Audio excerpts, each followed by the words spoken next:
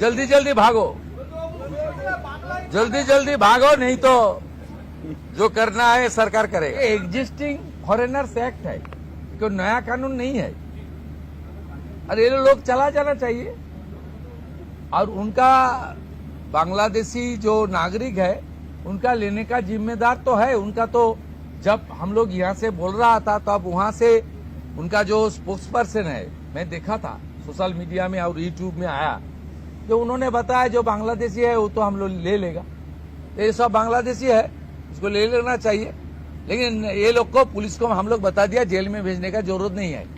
देश के रुपया में खाना खाएगा, कपड़ा देगा, मेडिसिन देगा। एक दामाद है ये लोग। जल्दी जल्दी भागो, जल्दी जल्दी भागो, नहीं तो जो करना है सरकार करेगा।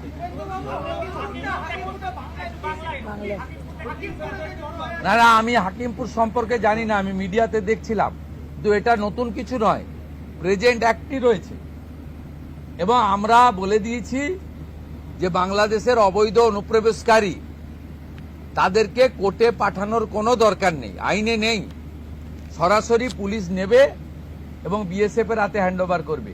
বিএসএফ এর যা ভারত সরকার বাংলাদেশ সরকারের সঙ্গে আছে এগ্রিমেন্ট, তাতে বাংলাদেশি প্রুফ করে হ্যান্ডওভার করে দেবে।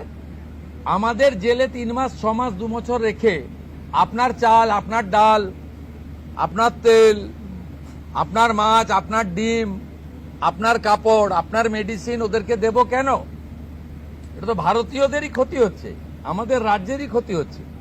সেই জন্য আইনটা এতদিন ছিল ভোট ব্যাংকের স্বার্থে কেউ বা কারা ব্যবহার করেনি। আমরা ভোট ব্যাংকের বাইরে গিয়ে দেশের স্বার্থে, রাজ্যের স্বার্থে এই আইন কার্যকর করছি। শেখ রতনের রিপোর্ট, পিবি নিউজ।